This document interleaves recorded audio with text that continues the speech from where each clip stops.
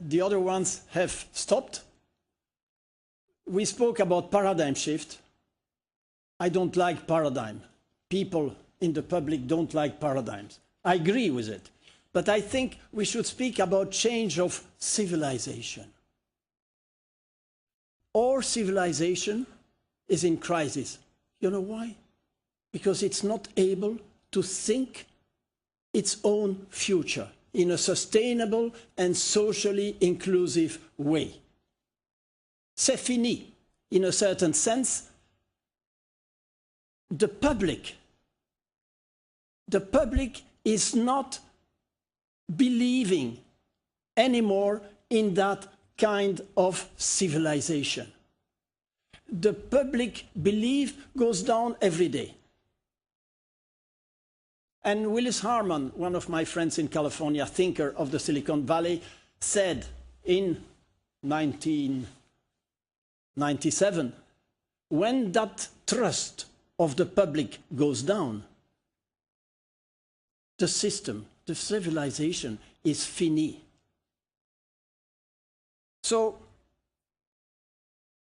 why? Why is there a crisis? Because this civilization has opened the possibility of a collective suicide. That's number one.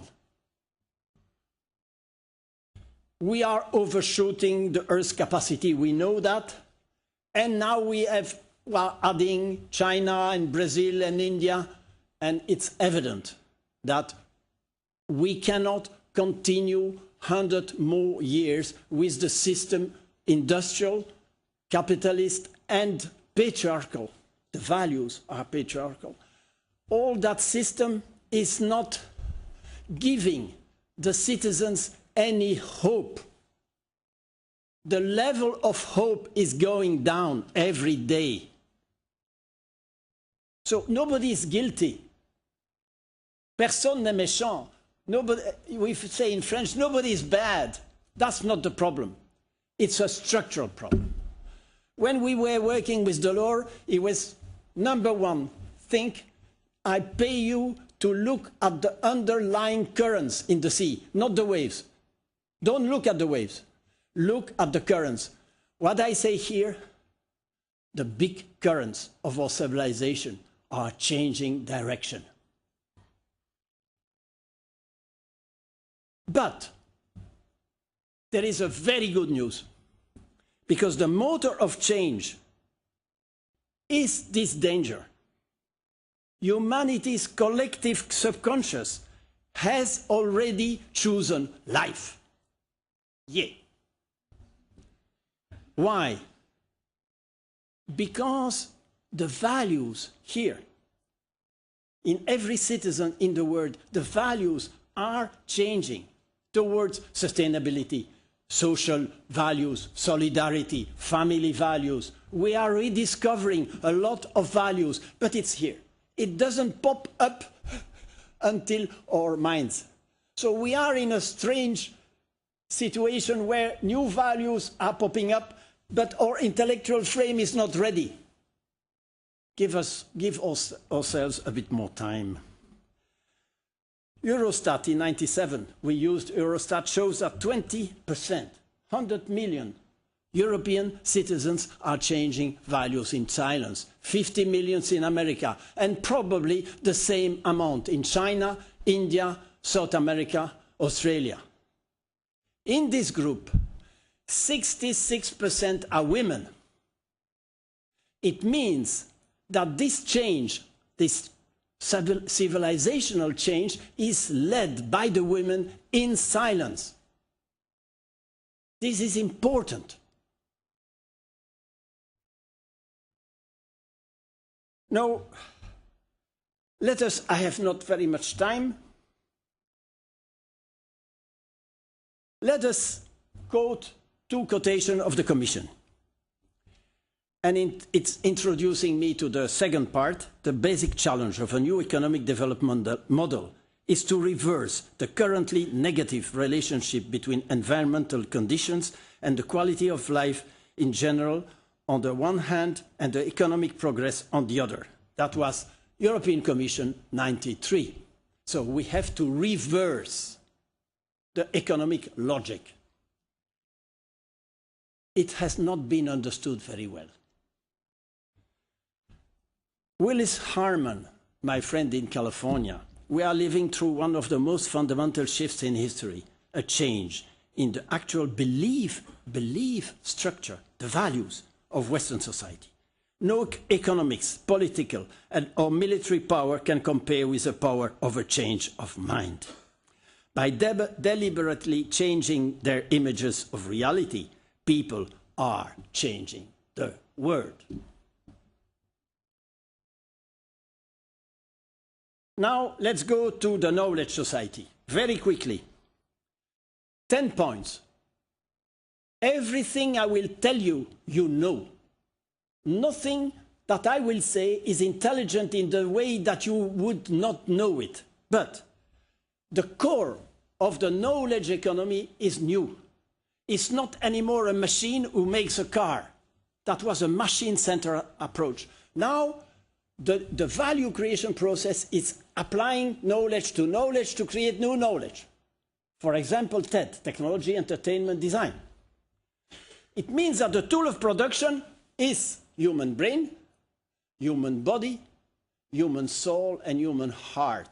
Because you create with your heart, with your soul, with your body.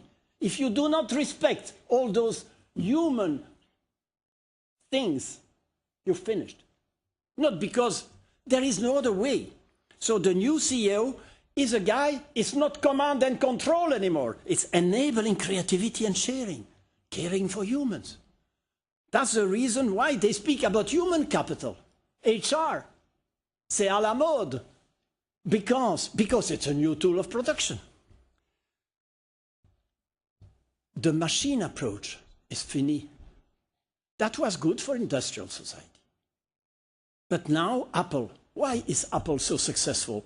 It's human-centered, it's consumer-centered, it's beautiful, it's easy to use. It's not a machine-centered, it's... Now, I'm sorry to shock you, but trade is finished. Because tradere, in Latin, trade, means that I give you the knowledge I have not anymore. But that's impossible. I keep the knowledge, so I can only share. Can you imagine a new WTO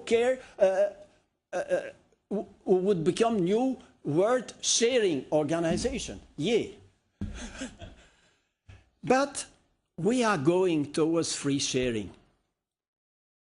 Now 7, and that's very important as well, the new measurement system, it becomes qualitative. Intangible assets is dominating the stock markets, but it's a new animal. It's a new way of measuring things. It means that the stock market will push enterprises to get more intangible assets, and intangible assets is to become CSR, corporate social responsibility, and sustainability. You have to prove that you are serious. Otherwise, you have negative intangible assets. That's what happens every day. Beyond patenting, I'm sorry, patenting is finished. Open source is winning. We will have to reimagine many things. But let's open the eyes. My friend Harlan Cleveland, who was the head of the World Academy of Art and Science, he died in 2004. He was saying in 1987, open source, beyond pyramids and networks, and we will have to capitalize on cultural capital and gender capital. The new strategy is win-win. And excuse me to shock you, but knowledge is like love. The more you give, the more you have. Don't do that with your capital. It's the opposite logic.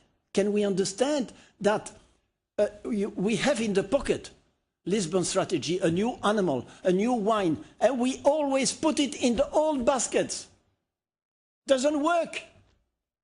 Doesn't work. Europe 2020, same thing. And the last thing is very important. Okay for growth, okay for progress, but qualitative. Quantitative progress is leading to unsustainable world. Let us put this in our heads. Quantitative progress is leading to nowhere, but qualitative progress is potentially sustainable. We have two scenarios. I have no time to develop that. Let us finish with the last quote of Peter Drucker, that knowledge has become the resource, than a resource, is what makes our society post-capitalist. This fact changes fundamentally the structure of society. It creates new social and economic dynamic. It creates new politics. Thank you very much.